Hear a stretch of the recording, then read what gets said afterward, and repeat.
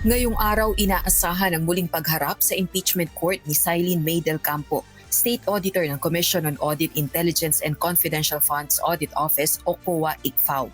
Sa kanya tinurn over ng dating State Auditor na si Roderick Wamil ang liquidation report sa confidential funds ng tanggapan ni Vice President Sara Duterte at Department of Education.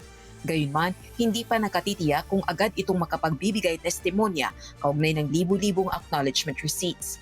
Ayon kay Attorney Benjamin Tolosa Jr., legal spokesperson at counsel for the House Prosecution Panel, hindi pa rin pumapayag ang defense team na ikumpara ang libu-libong common documents sa prosekusyon.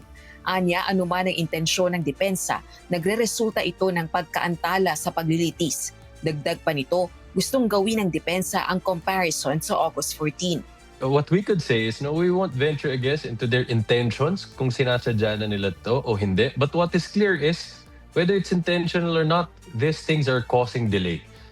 Ayon kay Attorney Tolosa, ipaalam nila ang sitwasyon sa presiding officer para malinaw na hindi ang prosekusyon ang dahilan ng delay.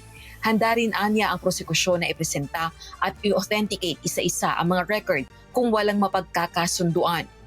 Samantala, hindi naman maaaring ipasa sa mga Special Disbursing Officers o SDOs ni VP Duterte ang pananagutan sa disbursement ng confidential funds. Nais ding iharap bilang testigo ng prosekusyon sina Gina Acosta, dating Special Disbursing Officer ng OVP, at Edward Fajarda, dating Special Disbursing Officer ng DepEd. Yung sinasabi nila na parang they want to throw under the bus. Gusto hong ilaglag ng mga tauhan po ng OVP. Mr. Fajarda and Ms. Acosta. Ito po ay mga ordinaryong kawani ng Office of the Vice President.